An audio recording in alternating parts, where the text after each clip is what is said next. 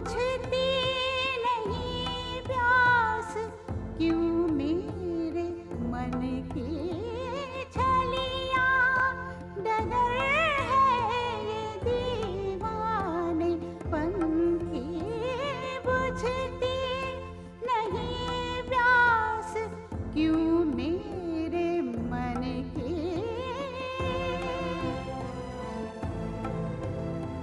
ये संबंध मन के तो शीशों से टूटे, जो कल हम सफर थे वो राहों में छूटे। ये संबंध मन के तो शीशों से टूटे, जो कल हम सफर थे वो राहों में छूटे। क्यों याद हमको ना आई वचन की। बुझती नहीं प्यास, क्यों मेरे मन की।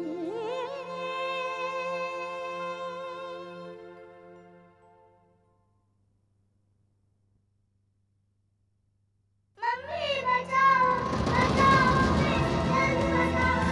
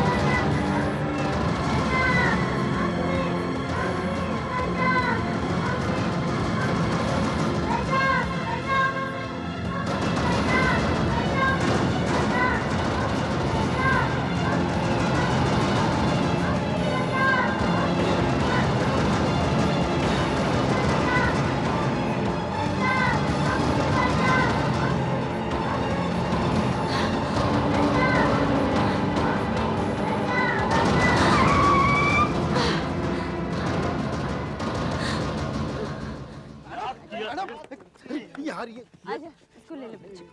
रुको रुको मैडम मैडम मैडम, आपने ये क्या किया? अगर आपको कुछ हो जाता तो इस काम के लिए डुप्लीकेट थी ना। अगर मैं वक्त पे नहीं पहुंचती तो बच्चा मर जाता था ना। कैसे मरता है बच्चा? आपका डुप्लीकेट नंबर है ना, और ये बच्चे के लिए छोड़ खराब कर दिया, वो भी जूनियर आर्टिस्ट के बच्चे के लिए।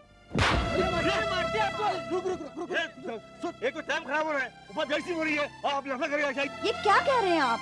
जूनियर इंसान नहीं होते क्या?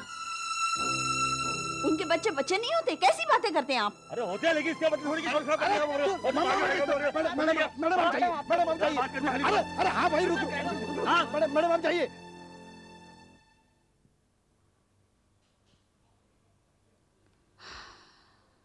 मैडम, आपका पैर जरा भी फिसल जाता ना तो बच्चे के साथ आप भी।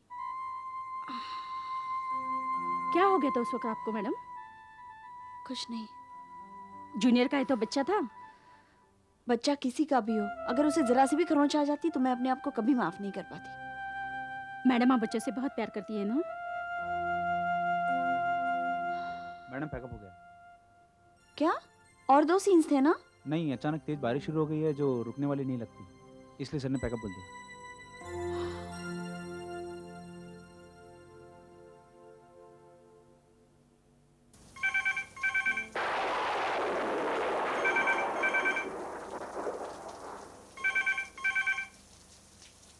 आ रहा हूं भाई, थोड़ा सब्र रखिए। हेलो, मैं प्रतिमा जी का सेक्रेटरी फिरोज भाई बोल रहा हूं।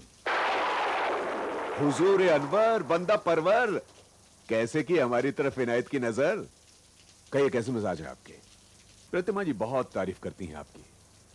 जी ये क्या कह रहे हैं आप? देखिए मेरे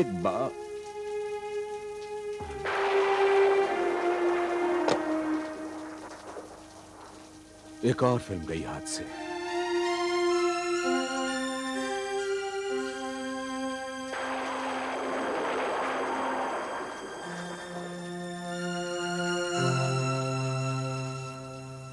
अफसोस, मगर इस खूबसूरत मुस्कान का जादू अब खत्म हो गया प्रतिमा पाटिल। अशोक देसाई ने भी तुम्हें अपनी फिल्म से निकाल ही दिया। पिछले 7 महीनों में यह 5वीं फिल्म है जिसमें से तुम निकाली गई हो। पता नहीं इस तूफानी रात में कहां होंगी मोहतरमा।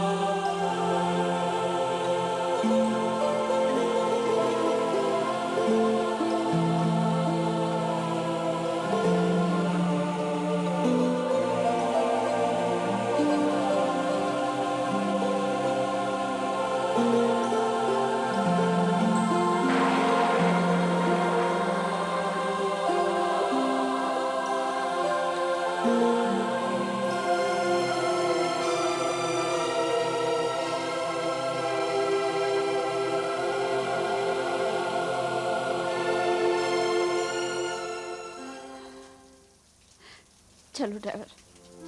जी मैम साहब, अभी चलता हूँ।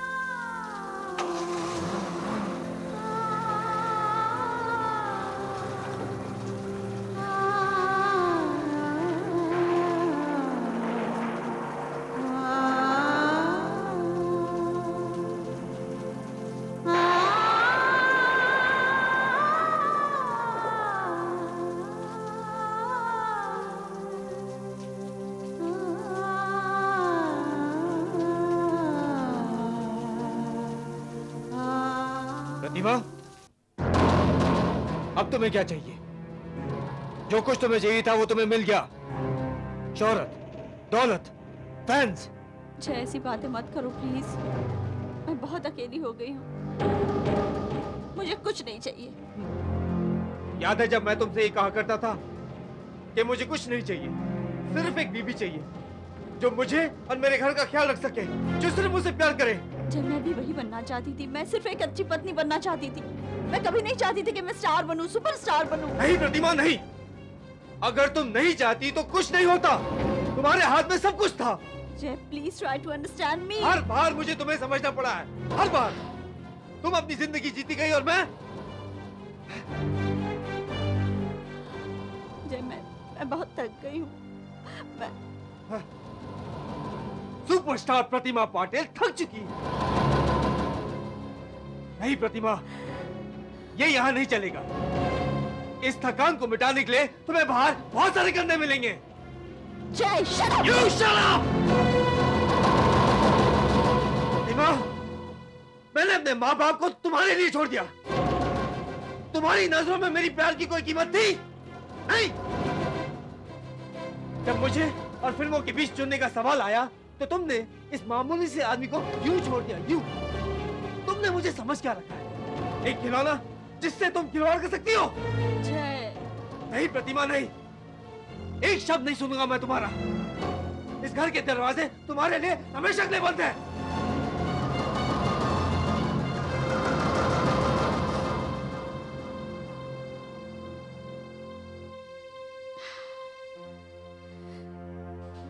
जय, मुझे सिर्फ मेरा बेटा चाहिए। उसकी तरफ आंख उठाकर भी मत देखा तुम, समझी? मर चुकी हो तुम उसके लिए, मर चुकी हो। जय, मैं उसकी माँ हूँ। तुम उसकी माँ हो? हाँ, माँ का मायने समझती हो तुम? कहाँ थी ये माँ जब उस बेचारे मासूम को तुम्हारी जरूरत थी? Outdoor shooting, meeting, premiere, party की है माँ। नहीं प्रतिमा, नहीं। तुम हम दोनों के लिए मर चुकी हो, मर चुकी हो। जय, प्लीज, मेरी छोटी सी गलती के लिए मुझे इतनी बड़ी सजा मत दो। मुझे मेरा बेटा दे दो। छोटी सी गलती? तुम इसे छोटी सी गलती कहती हो? हमारी जिंदगी बर्बाद करके तुम इसे छोटी सी गलती कहती हो? प्रतिमा नहीं, हम तुम्हें कभी माफ नहीं कर सकते, कभी नहीं। इससे पहले कि मैं तुम्हारे साथ कुछ कर बैठूं, get out of my house. निकल जाओ यहाँ से। I said get out. I said get out of my house.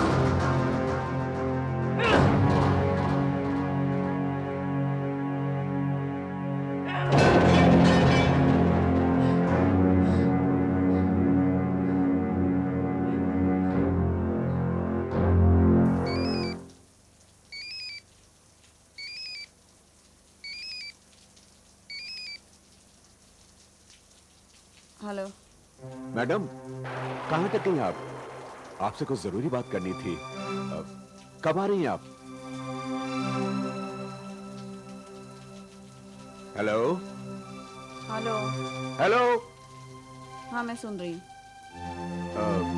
Madam, अगर आप रात को लेट हो रही हैं तो कोई बात नहीं, सुबह बात कर लेंगे, उसमें क्या है। क्या बात? बात तो कोई खास नहीं है, आप जब आ जाएंगे तो आमने सामने बैठकर बात कर लेंगे।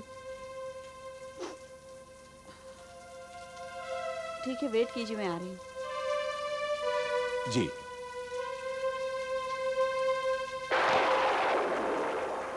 वेट कीजिए। अरे अब आपके वेट करने का जमाना चला गया मैडम।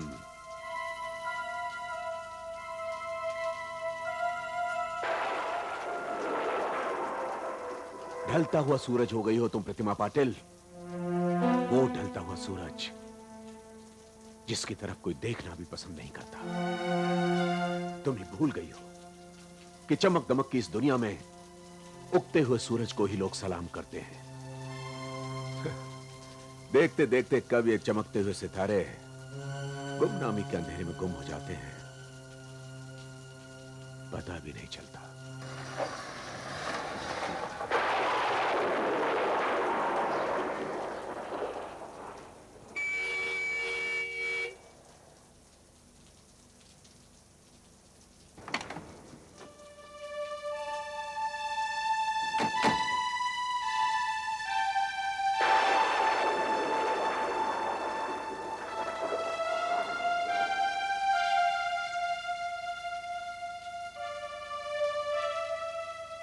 अरे मैडम, आप तो कल भीग चुकी हैं, कहीं आपकी तबीयत न खराब हो जाए। Please go in and change.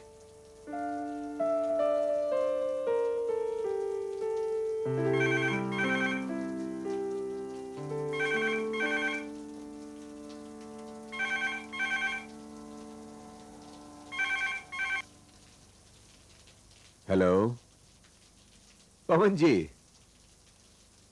अमा यार, ये भी कोई वक्त है इनकम टैक्स डिस्कस करने का। अरे भाई, कल मैं आता हूं ना आपके पास। जी, गुड नाइट।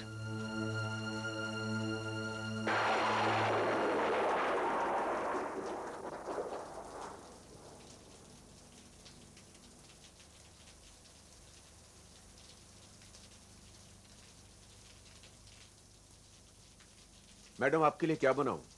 कॉफी, ब्रांडी या रम? आप मुझसे कुछ कहने वाले थे ना? जी मैडम, बात यह है कि अशोक देसाई ने आपकी जगह उस नई हीरोइन रिया को अपनी फिल्म में ले लिया है। क्या? जी। लेकिन वो तो कहते थे उन्होंने ये रोल मुझे देख के कंसीव किया है।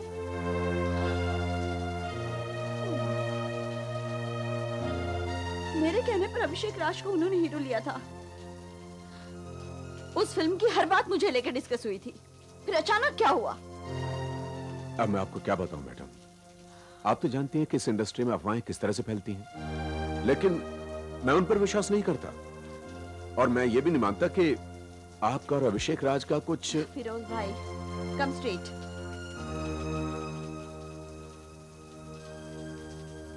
सीधे सीधे बताइए क्या बात है?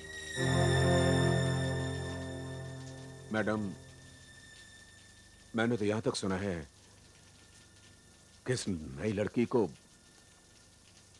अभिषेक राज ने ही रिकमेंड किया है। लेकिन आप चिंता मत कीजिए, जैसे ही ये फिल्म बुरी तरह से फ्लॉप होगी ना, देसाई साहब को एहसास हो जाएगा अपनी गलती का। अरे कहां आप जैसी एक्ट्रेस और कहां वो नई लड़की रिया। एक फिल्म गई तो क्या मैडम, हम 4 फिल्में साइन करेंगे और आप तो मैडम। फिरोज भाई, लीव मी अलोन प्लीज, मुझे अकेला छोड़ दीजिए आप। जी मैडम, मैं आपको कल मिलता हूं। Good night madam.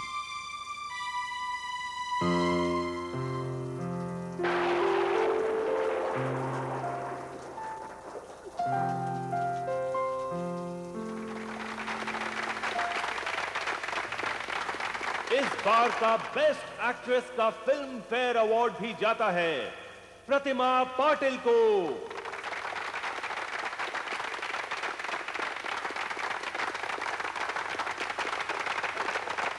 प्रतिमा जी हमारे देश की पहली अभिनेत्री हैं जिनकी फिल्मों को फ्रांस में दिखाया गया।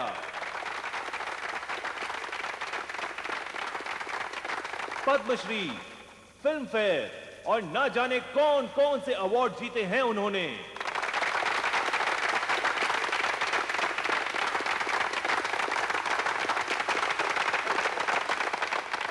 हमारे देश को और हम सबको प्रतिमा पाटिल पर गर्व है।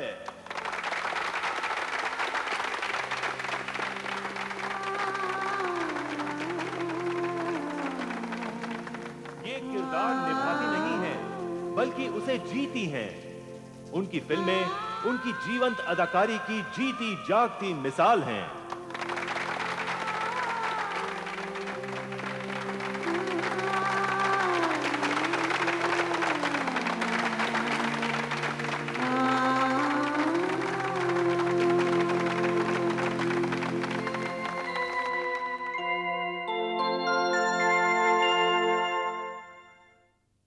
नहीं, नियति निरर्थक शब्द नहीं है।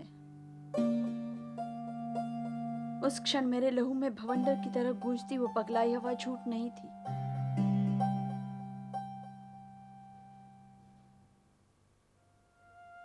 क्यों नहीं मंजूर कर लिया तुमने इस गीत को? शायद वो गीत तुम नहीं समझ पाए, या तुमने उसे समझने की कोशिश नहीं की।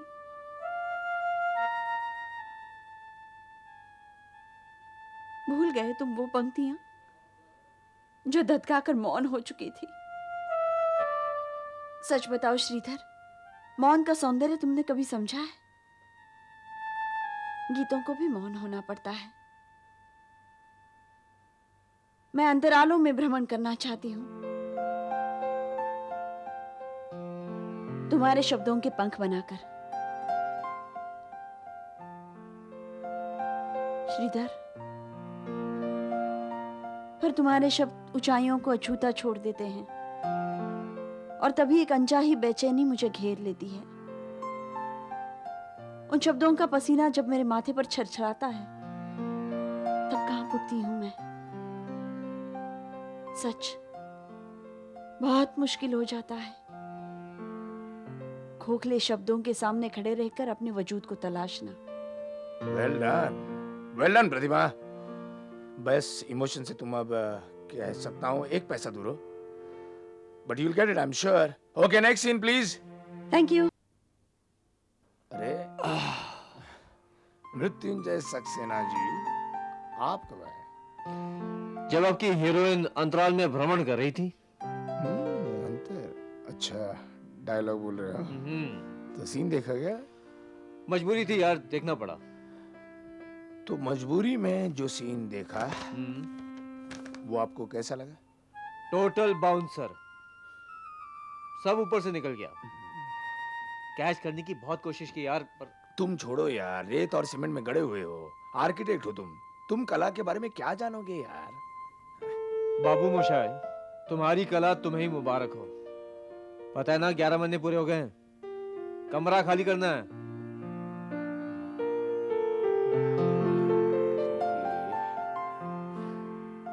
जिंदगी की बेवकूफियां परेशान कर देती हैं यार। अब सोच यार, ये डायरेक्टर यहाँ पर अपनी कला के बारे में सोचेगा या कमरा खाली करना है इसकी चिंता करेगा? बाबू, ये बेवकूफियां नहीं, जिंदगी की हकीकत है। गलत। हकीकत यह है कि मैं अभी अपने थिएटर में हूं, मेरे लिए यह सच्चाई है। यार ये स्टेज मेरी दुनिया है। घड़ी कहाँ गई, घड़ी कहाँ गई? यहीं पे तो थी।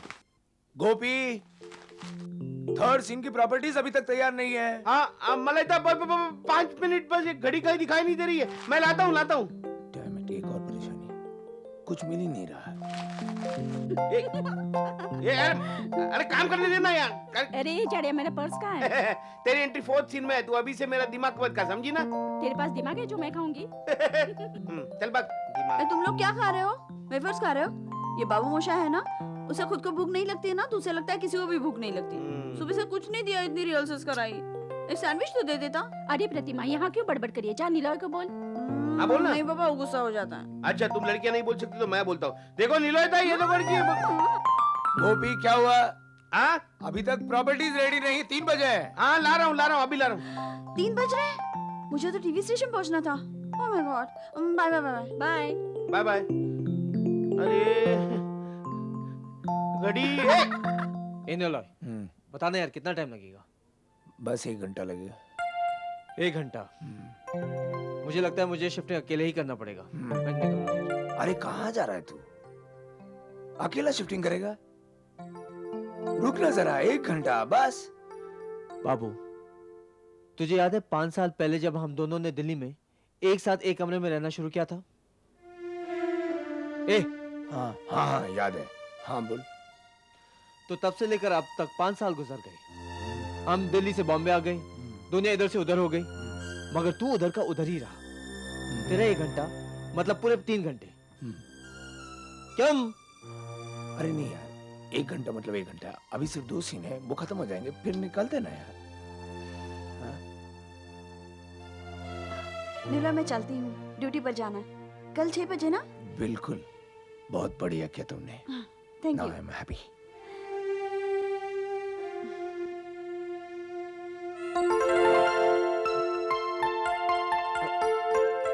ये क्या बदतमीजी है? छोड़ी मेरी चुन्नी। कमाल करती है आप।